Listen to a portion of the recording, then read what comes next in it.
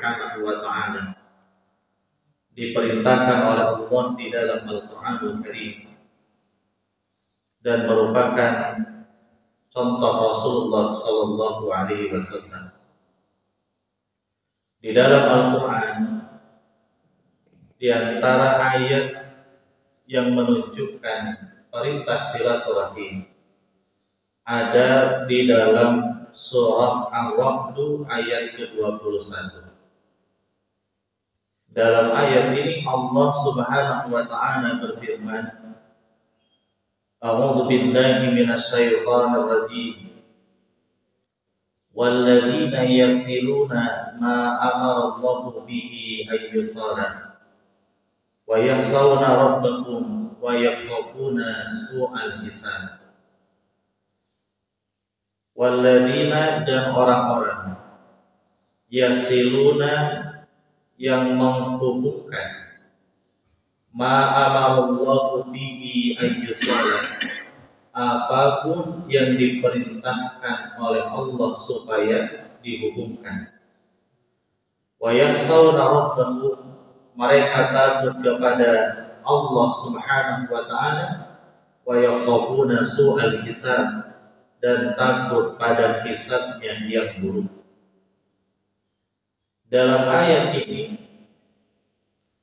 terdapat kalimat yasiluna ma amarallahu bihi ayyusala, menghubungkan apapun yang diperintahkan oleh Allah supaya dihubungkan. Para ulama tafsir memberikan penjelasan bimakna yasilu rahimi, maknanya adalah perintah menghubungkan hubungan silaturahim. Maka Imam Al-Qurtubi rahimahullah ta'ala, beliau menjelaskan bahwa ayat ini adalah perintah Allah kepada kita selaku hamba-hambanya agar menyambungkan atau menghubungkan hubungan silaturahim. Bahkan Rasulullah sallallahu alaihi wasallam, beliau menyebutkan bahwa silaturahim itu adalah salah satu indikator atau ciri keimanan seorang hamba kepada Allah Tabaraka wa Ta'ala. Keterangannya ada di dalam hadis riwayat muttafaqun alaih. Berarti kalau diriwayatkan muttafaqun alaih, riwayat siapa? Imam Al-Bukhari dan Imam Muslim. Dalam kitab Nailul Awtar, As-Sawkani rahimahullah ta'ala, beliau menjelaskan periwayatan disebut muttafaqun alaih itu, satu diriwayatkan oleh Imam Bukhari dan Imam Muslim. Kedua, rangkaian periwayat hadis atau sanadnya bersumber dari sahabat yang sama.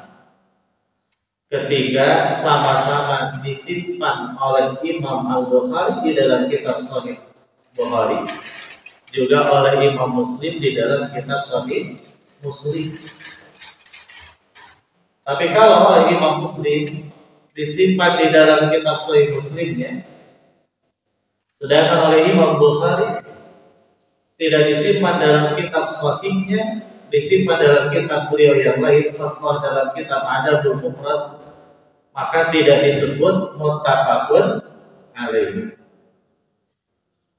Dan ada istilah-istilah yang lain, seperti halnya ada istilah rawahul khamsah, diriwayatkan oleh 5 imam hadis. Siapa saja Pak? Imam Ahmad, Imam At-Tirmidzi, Imam Abu Dawud, Imam An-Nasa'i, lalu Ibnu Majah. Jadi satu Imam Ahmad, Imam At-Tirmidzi, Imam Abu Dawud, Imam An-Nasa'i, Imam Ibnu Majah. Periwayatannya disebut rawahul khamsah. Kalau yang 5 ini ditambah yang 2 yaitu Imam Bukhari dan Imam Muslim disebut rawahul jamaah. Diriwayatkan oleh al-jamaah, maksudnya diriwayatkan oleh 7 imam hadis. Imam Bukhari, Imam Muslim, Imam Ahmad, Imam At-Tirmidzi, Imam Abu Dawud, Imam An-Nasa'i dan Imam Ibnu Majah. Nah, dalam hadis yang sedang kita bahas riwayat muttafaqun alaih, berarti diriwayatkan oleh Imam Bukhari dan Imam Muslim. Rasulullah Shallallahu Alaihi Wasallam beliau bersabda, "Man amana billah wal yaumil akhir falyukrim dhaifahu." Barang siapa yang beriman kepada Allah, beriman pada hari akhir, maka muliakanlah tamunya. Menghormati tamu, melakukan kebaikan kepada tamu, itu bagian dari ciri keimanan kepada Allah. Lalu Rasulullah Shallallahu Alaihi Wasallam beliau bersabda, "Wa man kana yu'minu billahi wal yaumil akhir falyasir rahimah." Barang siapa yang beriman kepada Allah, beriman pada hari akhir, maka hubungkanlah hubungan silaturahim. Dari 2 dalil tadi kita dapat mengambil ibrah pelajaran. Yang pertama, silaturahim adalah akhlak yang mulia. Kedua, diperintahkan oleh Allah Azza wa Jalla di dalam Al-Qur'anul Karim. Kalau diperintahkan oleh Allah lalu ada ancaman apabila tidak melakukannya, maka perbuatannya disebut wajib. Berarti silaturahim itu hukumnya adalah wajib. Yang ketiga, silaturahim adalah indikator atau ciri keimanan seorang hamba kepada Allah Subhanahu wa taala. Kebalikannya, siapapun yang memutuskan hubungan silaturahim berarti dipertanyakan kualitas keimanannya kepada Allah Subhanahu wa taala. Nah, hadirin hadirat ikhwan iman rahimakumullah. Kalau begitu, siapapun yang melakukan atau melaksanakan silaturahim berarti dia sedang melaksanakan ibadah atau bukan? Ibadah. Melaksanakan perkara yang diperintahkan oleh Allah Subhanahu wa taala itu adalah ibadah. Dan ibadah itu baru diterima oleh Allah Tabaraka wa taala apabila memenuhi syarat diterimanya ibadah. Apa saja Pak Bu syarat diterimanya ibadah oleh Allah? Nah, di antaranya yang pertama adalah mesti ikhlas karena Allah Subhanahu wa taala. Ikhlas teh naon Pak Bu?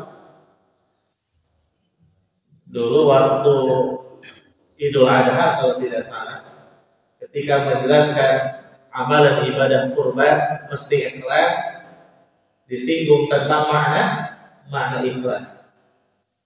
Mudah-mudahan masih ingat atau masih lupa ya. Ikhlas itu dari lafaz khalasa, arti asalnya adalah murni. Dalam Al-Quran ketika Allah Subhanahu wa ta'ala menjelaskan tentang air susu sapi, Allah berfirman, "Nuskikum min butuniha," kami keluarkan dari perut sapi itu, "min baini fardin wa damir," antara kotoran dan darah, "labanan khalisan sa'igun lisaribi." Labanan khalisan, air susu yang murni bersih, sa'igun lisaribi, yang mudah untuk ditelan, yang mudah untuk diminum atau dikonsumsi. Dalam ayat itu ada kalimat labanan khalisan, air susu yang murni bersih.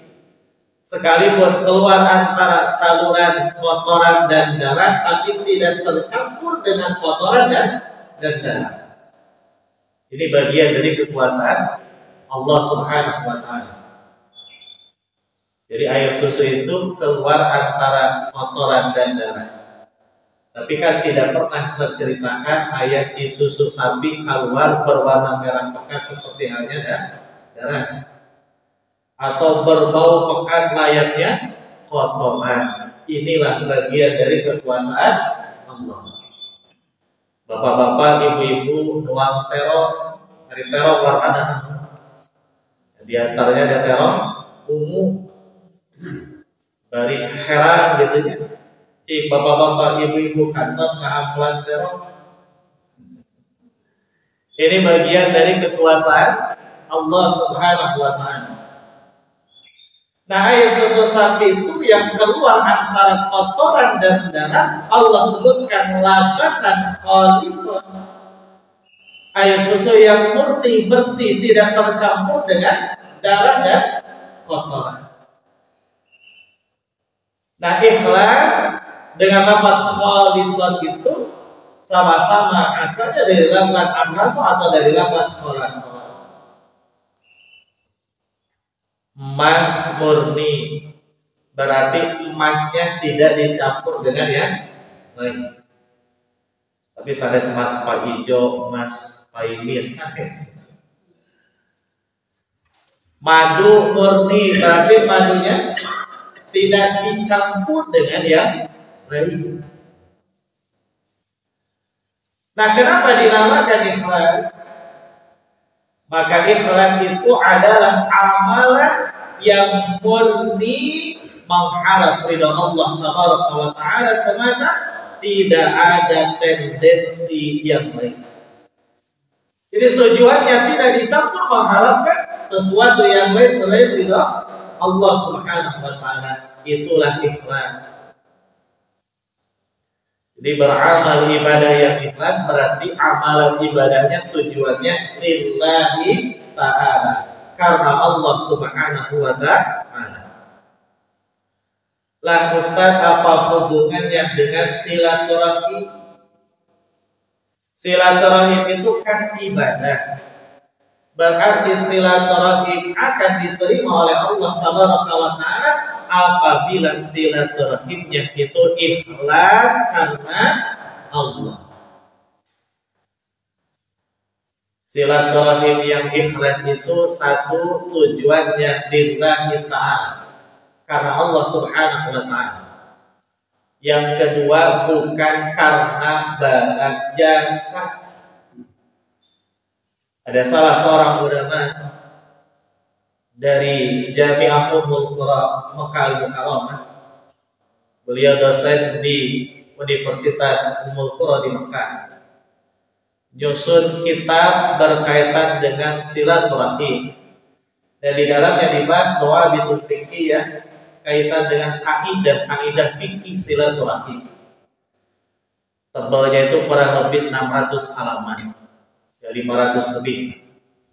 Berapa halaman Pak? 500 lebih halaman. Insyaallah kita bahas setengah jam. Ya tentu tidak semuanya. Kita ambil intisari dari kitab tersebut. Nah, di antara dalam kitab itu disebutkan silaturahim yang ikhlas karena Allah adalah silaturahim yang lillahi ta'ala dan tujuannya bukan karena balas jasa. Bukan karena ada apa-apanya. Ada seseorang datang berkunjung kepada seseorang, bawa makanan yang banyak, melakukan kebaikan kepadanya. Ternyata yang dikunjungi bosnya. Tujuannya syukur-syukur atau bisa diangkat jabatannya, atau minimal bisa naik gaji. Tapi kepada saudaranya tidak pernah ia bersilaturahim kepada mereka. Ini bukan termasuk silaturahim yang ikhlas karena Allah Subhanahu wa Ta'ala. Nah, silaturahim yang ikhlas karena Allah adalah silaturahim yang tujuannya karena Allah, bukan karena ada apa-apanya dan bukan karena balas jasa. Yang menyebutkan ini adalah Rasulullah Shallallahu Alaihi Wasallam. Ada di dalam hadis riwayat Imam Al-Bukhari nomor hadis 5991. Sahabat yang meriwayatkan hadis ini adalah Abdullah bin Amr radhiyallahu anhu. Rasulullah Shallallahu Alaihi Wasallam beliau bersabda, "Laisal wasilu bil mukafi." Tidaklah termasuk silaturahim yang hakiki tujuannya karena balas jasa. Walakin akan tetapi al-wasilul ladzi idza qata'at rahimahu wa salaha.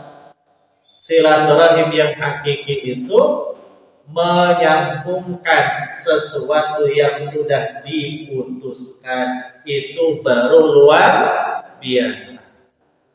Nyambungkeun anu tos dipegangkeun. Contoh Pak, ada adik kakak ditinggal wafat oleh orang tuanya. Keduanya punya hak waris, tetapi kakaknya bersikap zalim, tidak memenuhi hak waris adiknya. Semua harta peninggalan orang tuanya diambil olehnya secara zalim. Putus silaturahmi atau tidak? Putus. Tapi Masya Allah, adiknya tetap melakukan kebaikan di hadapan kakaknya, tetap mau berkunjung, menebar senyum, membawa kebaikan di hadapan kakaknya, itu baru luar biasa.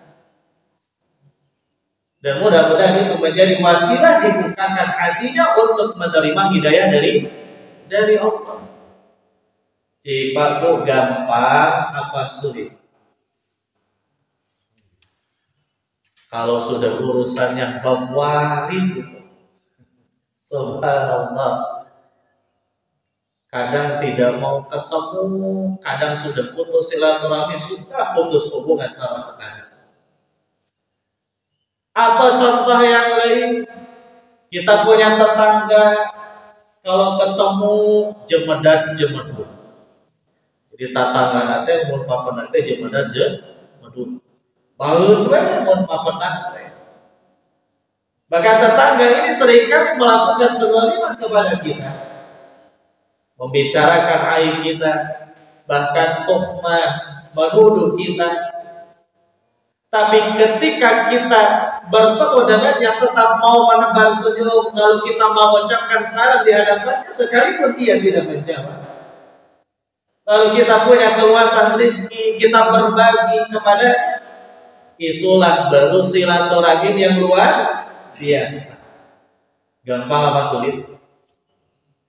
Ustaz boro-boro melakukan kebaikan kepada tetangga seperti itu, inginnya dibalas dengan balasan yang sama.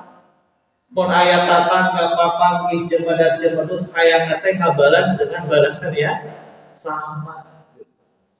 Karena yang kehadiran kasih eta mah goreng ka urang ini papangih balut we gitu. Nah, pada silaturahim yang luar biasa, yang hakiki adalah menyambungkan sesuatu yang diputuskan oleh orang lain. Makanya perhatikanlah keteladanan Nabiullah Muhammad sallallahu alaihi wasallam, masyaallah, sosok manusia yang sungguh mulia akhlaknya. Beliau ini sekalipun diperlakukan secara zalim berkaitan dengan diri beliau, maka beliau tidak pernah membalas kezaliman itu dengan kezaliman. Kita tahu kisah beliau, ada salah seorang dari orang musyrik, setiap kali Rasulullah Sallallahu Alaihi Wasallam lewat, selalu meludahi dan melempari Rasulullah Sallallahu Alaihi Wasallam. Jadi mun Rasulullah ngalangkung teh diludahi oleh orang tersebut. Satu saat Pak Bu, orang yang meludahi Rasulullah Sallallahu Alaihi Wasallam itu nggak ada. Rasulullah aneh, eta jelema ka mana? Asal leungitkeun.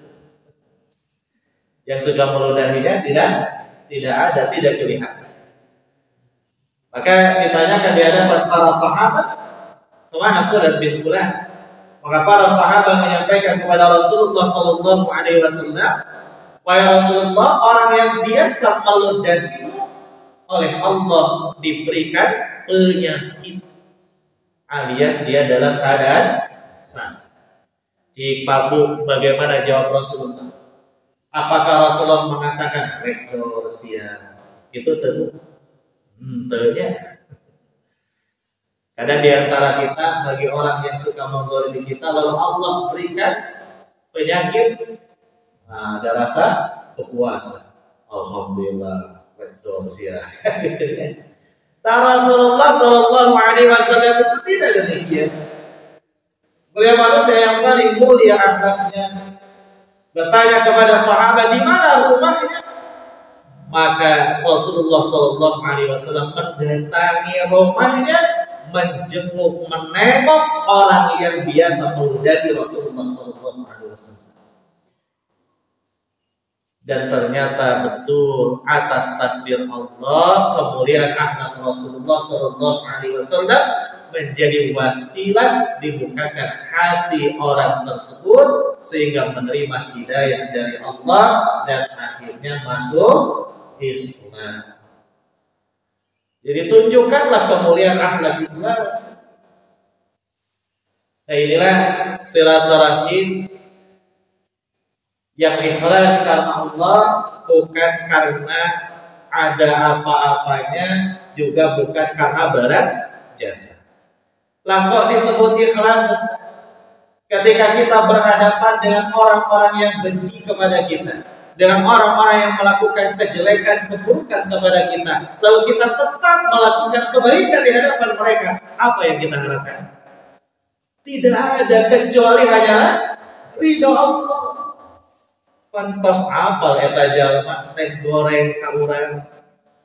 Tapi orang tetap melakukan kebaikan, berarti tujuannya hanya karena Allah, bukan mengharapkan kebaikan darinya. Inilah silaturahim yang ikhlas karena Allah Subhanahu wa Ta'ala. Hadirin hadirat ikhwan iman rahimahullah, itulah muqaddimah untuk mengantarkan kita pada pembahasan berkaitan dengan hakikat silaturahim dan keutamaannya. Jadi baru muqaddimah. Lalu apa yang dimaksud dengan silaturahim? Apa saja macam-macam silaturahim? Dan apa keutamaannya? Lalu kebalikan dari silaturahim adalah memutuskan hubungan silaturahim. Apa ancaman balasan dari Allah bagi siapapun yang memutuskan hubungan silaturahim? Pertama, makna silaturahim. Silaturahim itu asalnya dari dua lafaz.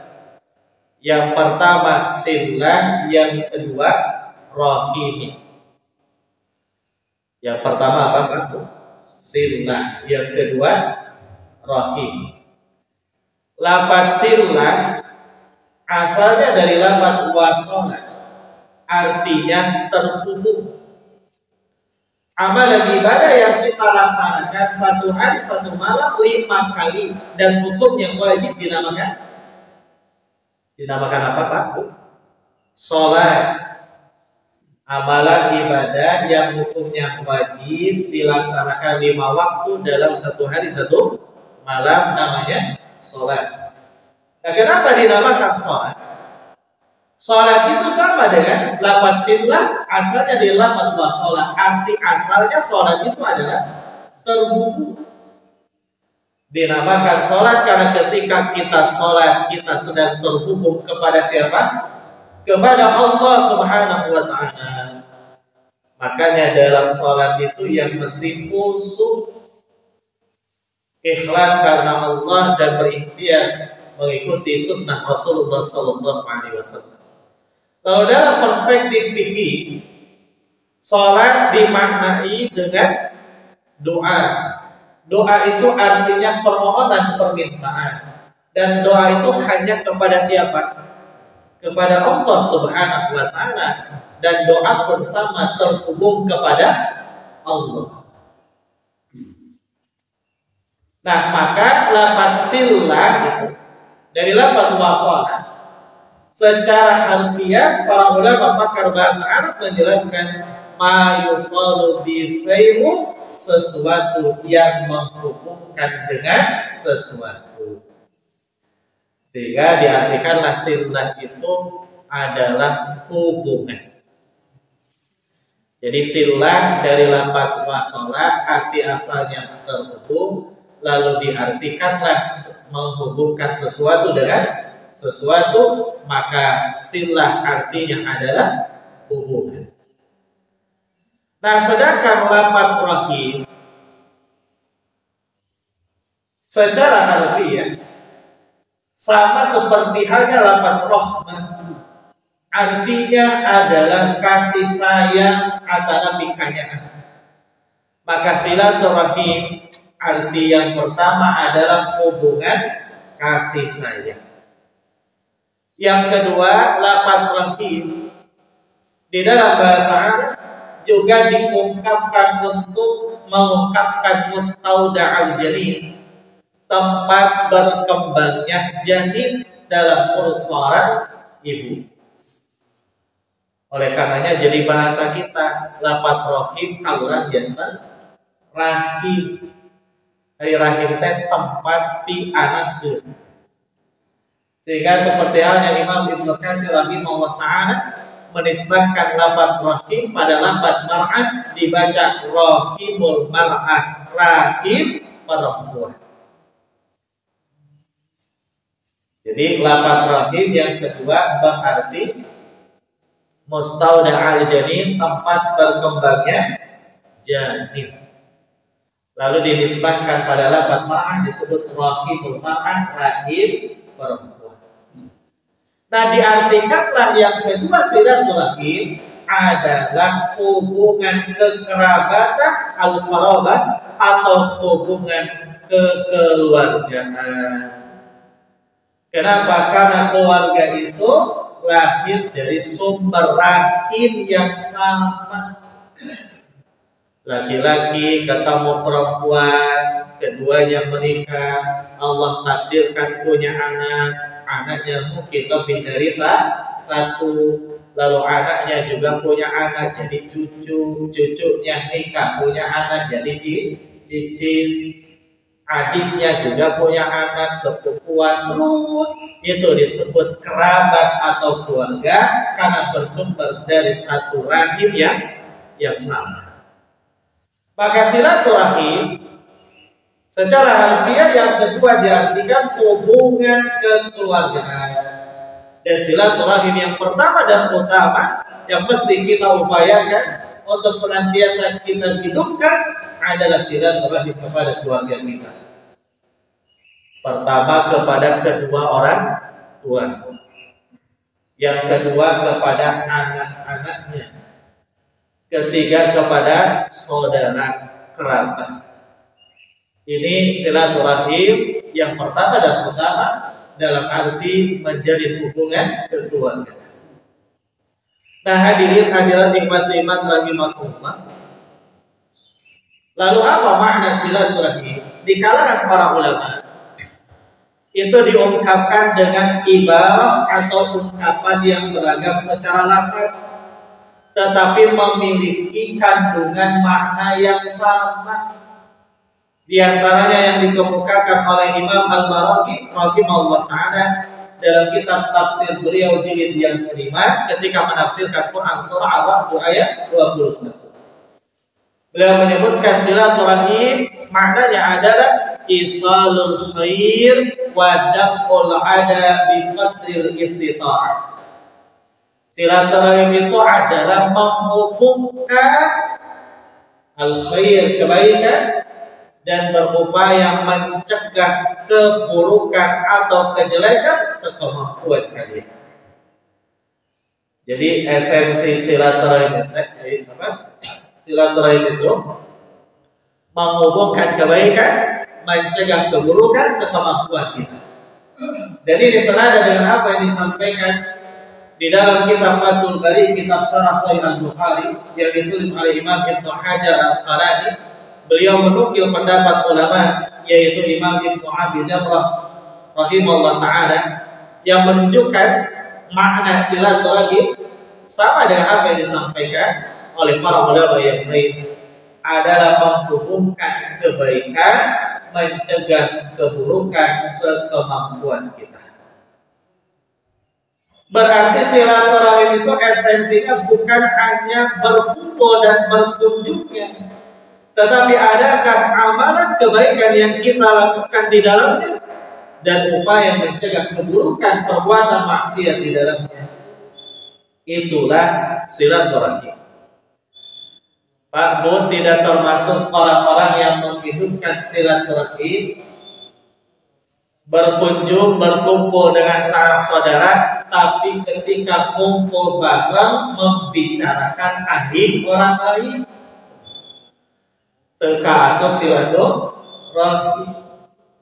Tidak termasuk orang-orang yang menghidupkan silaturahim, yang kumpul bareng dengan tetangganya, dengan kerabatnya, tapi main judi bareng. Silaturahim sana. Tapi saat ini kita berkumpul bersama-sama bertolabul ilmi, kebaikan atau bukan? Kebaikan. Maka kumpulan kita ini termasuk silaturahim. Sehingga banyak para pembalik sering menyampaikan di awal pembukaan mereka khutbah dengan kalimat alhamdulillah kita bisa bersilaturahim. Jadi silaturahim itu esensinya adalah melakukan amal baik di dalamnya dan berupaya untuk mencegah keburukan di dalamnya. Itulah silaturahim. Berarti Pak Bu, silaturahim teh bentuknya atau macam-macamnya sangatlah banyak. Dalam kitab yang tadi saya sampaikan, beliau menyampaikan secara garis besar bentuk silaturahim itu ada 3. Ada berapa Pak? Ada 3. Yang pertama silaturahim dengan perbuatan. Yang kedua silaturahim dengan perkataan. Yang ketiga silaturahim dengan harta. Satu silaturahim dengan perbuatan. Yang kedua silaturahim dengan perkataan. Yang ketiga silaturahim dengan harta. Nah, ketika beliau menjelaskan tentang macam-macam silaturahim, di antara hadis yang beliau kemukakan adalah hadis yang menjelaskan tentang hak seorang muslim kepada muslim lainnya, yaitu hadis riwayat Imam Al-Bukhari juga diriwayatkan oleh Imam Muslim. Di antara hak seorang muslim kepada muslim lainnya apa Pak? Saling mengucapkan salam. Idza laqitahu fasallim alaihi. Apabila kamu bertemu maka ucapkanlah salam. Mengucapkan salam, assalamualaikum warahmatullahi wabarakatuh. Bagi yang mendengarnya wajib menjawab waalaikumsalam warahmatullahi wabarakatuh. Dalam kumpulan ada yang datang jumlahnya lebih sedikit kepada yang lebih banyak. Yang banyak ketika menjawab salam, apabila ada yang menjawab salah-salah di antara mereka itu terwakili. Nah, kalimat salam itu adalah doa. Dan Masya Allah di dalamnya ada 3 doa yang kita bacakan, kita ucapkan.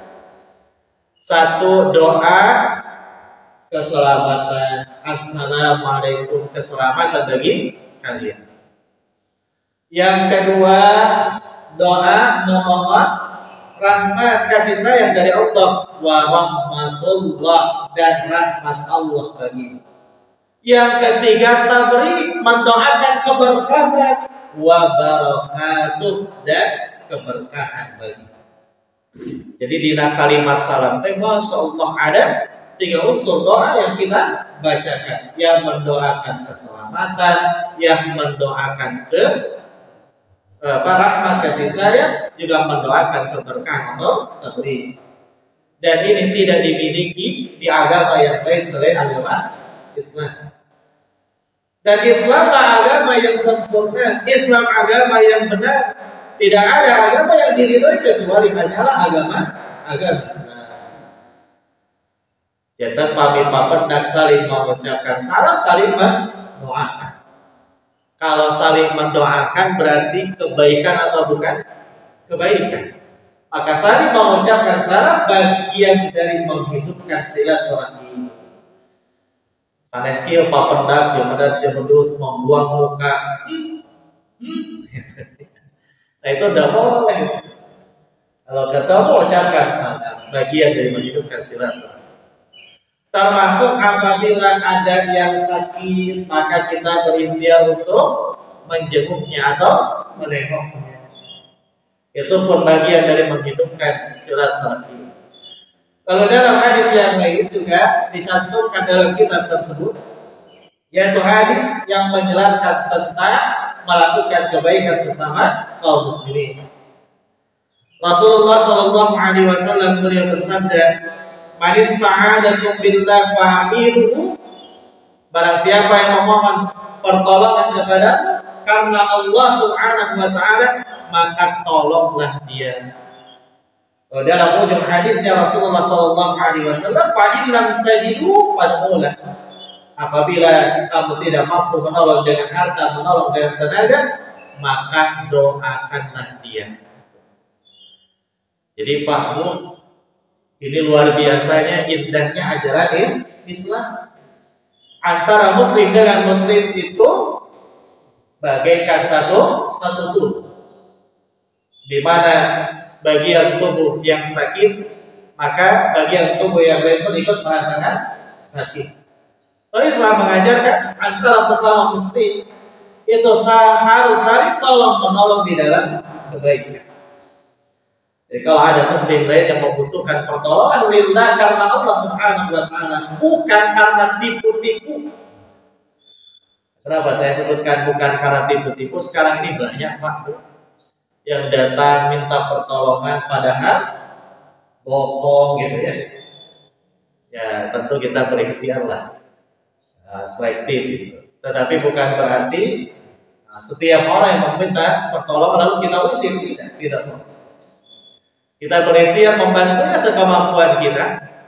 Ya kalau tidak mampu minimal doakan. Nah ini pun bagian dari menghidupkan silaturahmi. Nah hadirin hadirat rahmati iman rahimahullah, dan masih banyak bentuk-bentuk silaturahmi. Poinnya ada 3 tadi. 1 dengan perbuatan, 2 dengan perkataan. Di antara adalah mengucapkan salam atau saling menasehati. Faidah stansohaka pansahu. Apabila ada orang yang meminta nasihat, maka nasihatilah dia. Sampaikanlah dengan mau'idhah hasanah, nasihat yang terbaik. Yang ketiga dengan harta. Ini diantara bentuk-bentuk silaturahmi. Terakhir Pak Bu, ketiga, ada keutamaan apabila kita menghidupkan silaturahim. Hadisnya populer, insya Allah bapak-bapak, ibu-ibu juga sudah hafal. Betul ya Pak Bu ya? Hafal hadisnya? Insya Allah. Hadisnya masih riwayat Imam Bukhari, bersumber dari Abu Hurairah, nama asli Abdurrahman bin Sahar al-Yamani ad-Dawsi. Dalam hadis itu Rasulullah Shallallahu Alaihi Wasallam beliau bersabda, "Man ahabba ayyub sata alaihi fi rizqihi wa ayyub sa'adahu bi asarihi falyasirahimahu." Barang siapa yang ingin diluaskan rezekinya, yang ingin dipanjangkan umurnya, maka hubungkanlah hubungan silaturahmi. Ada berapa fadilah yang Rasulullah sampaikan dalam hadis ini? Ada 2. Pertama, diluaskan rezekinya. Kadang rezeki teh bukan hanya sebatas harta. Di kita seringkali memaknai rezeki teh vitamin D alias duit. Kalau dapat uang baru mengatakan ini rezeki dari Allah. Pada rezeki itu disebutkan oleh Ibnu Abbas radhiyallahu anhu atau Allah Azza wa Jalla, segala pemberian karunia dari Allah Azza wa Jalla itu adalah rizki. Jadi segala karunia dari Allah adalah rizki. Allah luaskan rizki, minimal kalau kita sering bersilaturahim, melakukan kebaikan antara sesama, Allah mudahkan untuk mendapatkan karunia dari Allah Subhanahu wa ta'ala. Yang kedua, dipanjangkan umurnya. Nah, di kalangan para ulama ada dua pendapat. Di antara yang mengatakan memang betul dipanjangkan usianya, artinya jumlah bilangan usianya. Tetapi ini pendapat yang sedikit. Nah, jumhur mayoritas di kalangan para ulama menjelaskan yang dimaksud dipanjangkan umurnya bukan berarti jumlah bilangan usia, tetapi umurnya berkah. Adanya ziyadatul khair. Sekalipun ia meninggal di usianya yang masih muda, tetapi semasa hidupnya selalu melakukan silaturahim, menebar kebaikan antara sesama kaum muslimin, berikhtiar mencegah keburukan, maka ia akan senantiasa dikenang oleh orang-orang yang hidup dan banyak yang mendoakannya sehingga menjadi amalan yang terus mengalir di hadapan Allah Subhanahu wa ta'ala. Berarti umur nanti berkah. Ada orang yang meninggal umpamanya usia 35 atau 40 tahun, tapi semasa hidupnya Masya Allah menjalin hubungan yang baik dengan tetangga, dengan keluarganya juga Masya Allah, dan kepada orang tuanya birrul walidain, berbakti, melakukan kebaikan kepada kedua orang tuanya, dengan saudara-saudaranya akur, selalu melakukan kebaikan. Ketika meninggal dunia, orang-orang yang hidup merasa kehilangan. Masya Allah, Bapak Anu rajin berjamaahnya, rajin melakukan kebaikannya, lalu meninggal dunia urang teh asa leungiteun. Banyak yang mendoakan, lalu amalan silaturahimnya menjadi jariah baginya sampai di hadapan Allah Subhanahu wa ta'ala.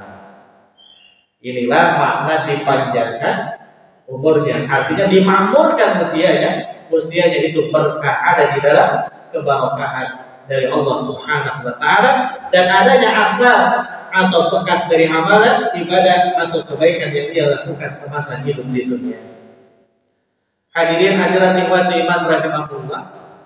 Nah, kebalikannya bagi para pemutus silaturahim, ada ancaman dari Allah yang sungguh luar biasa. Maka hati-hati jangan sampai kita memutuskan hubungan silaturahim. Dalam Al-Quran dan hadis itu minimal ada 3. Minimal ada berapa? Ada 3. Satu disebutkan dalam Quran surah Al-Baqarah ayat ke-27. Allah Subhanahu wa ta'ala berfirman, wa yaqta'una ma amarallahu bihi ayyusala wa yufsiduna fil ard ulaika humul khasirun. Dan orang-orang yang memutuskan silaturahim, melakukan kerusakan di muka bumi, mereka termasuk orang-orang yang rugi. Jadi orang-orang yang memutuskan silaturahim itu termasuk orang yang rugi. Kenapa rugi? Jauh dari rahmat Allah. Lalu dalam Quran surah Muhammad ayat ke-22 sampai ayat 23, di ujung ayat 22 sampai masuk permulaan ayat 23, Allah Subhanahu wa ta'ala berfirman, wa tuqatti'u arhamakum, dan orang-orang yang memutuskan hubungan kekeluargaan, hubungan silaturahim, ulaikal ladzina la'anahumullah, mereka termasuk orang-orang yang dilaknat oleh Allah Subhanahu wa ta'ala. Apa makna laknat? Laknat itu al-ib'adu wa tardu 'an rahmatillah. Orang-orang yang dilaknat adalah orang-orang yang dijauhkan, ditinggalkan dari rahmat Allah Subhanahu wa ta'ala. Kalau sudah jauh dari rahmat Allah, bahagia atau tidak? Tidak bahagia. Di dunia jauh dari rahmat Allah, di akhirat karena dilaknat oleh Allah ditempatkan di tempat yang buruk, yaitu berupa siksaan api neraka. Maka yang ketiga, Rasulullah SAW beliau menyampaikan dalam hadis yang diriwayatkan oleh Imam Al-Bukhari juga Imam Muslim, la yadkhulul jannata qati'un, tidak akan masuk surga seorang pemutus. Siapa pemutus yang dimaksud? Yakni qati'a rahimin, yaitu orang-orang yang memutuskan silaturahim. Pak Bu, kalau layak ulul jannah tidak masuk surga, berarti masuknya kemana? Ke neraka. Nauzubillah. Jadi bagi para pemutus silaturahim, apalagi memutuskan hubungan silaturahim dengan keluarganya, dengan orang tuanya, ini termasuk dosa yang sangat besar. La yadkhulul jannah, ancamannya tidak akan masuk surga. Nah, saya sampaikan ini karena realita waktu saat ini, khususnya generasi muda, banyak yang justru di antara mereka bukan berbuat ihsan kepada kedua orang tuanya, bahkan sampai ada yang memperkarakan ke pengadilan kepada kedua orang tuanya hanya dengan urusan yang sepele, urusan buah coklat gitu ya. Lalu ibunya yang sudah tua renta di pengadilan ke usaha budak nasorangan. Ada seorang ibu dalam keadaan sedang istirahat tidur, kepalanya ditendang oleh anaknya. Allahu Akbar. Gara-gara tidak diberi uang jajan. Bahkan yang ngeri, ada kasus-kasus orang tua dibunuh kejam oleh anak-anaknya.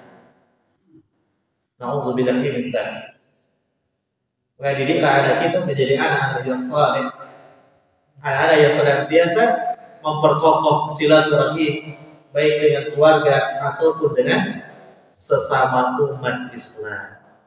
Hadirin hadirat iman rahimahullah, itulah pembahasan kita berkaitan dengan hakikat dan keutamaan silaturahim. Mudah-mudahan ada guna dan manfaat bagi kita semuanya. Kesimpulannya, 1, silaturahim akhlak yang mulia. 2, diperintahkan oleh Allah, hukumnya adalah wajib. 3, silaturahim adalah indikator keimanan kepada Allah. 4, esensi silaturahim menebar kebaikan, mencegah keburukan sekemampuan kita. 5, bentuk-bentuk silaturahim secara umum ada 3, dengan perbuatan, dengan perkataan, dengan harta. Kesimpulan ke-6, keutamaan silaturahim, diluaskan rezeki, dimakmurkan usia, maksudnya usia yang ada di dalam keberkahan. Kesimpulan yang ke-7, bagi siapapun yang memutuskan hubungan silaturahim, 1, termasuk orang yang rugi. 2, oleh Allah disebutkan dilaknat olehnya. Dilaknat artinya dijauhkan dari rahmat Allah. Yang 3, nanti di akhirat la yadkhulul jannah, tidak akan masuk surga. Mudah-mudahan kita semuanya termasuk hamba-hamba Allah yang senantiasa memperkokoh, memperkuat hubungan silaturahim. Dan ingatlah, silaturahim bukan ritual tahunan, tapi silaturahim setiap saat, setiap waktu kita hidupkan kebaikan di antara sesama kaum muslimin. Rabbana atina fid dunya hasanah wa fil akhirati hasanah wa qina adzabannar. Rabbana wa taqabbal du'a. Aqulu qawli hadza wa astaghfirullah li wa lakum. Wassalamu alaikum warahmatullahi wabarakatuh.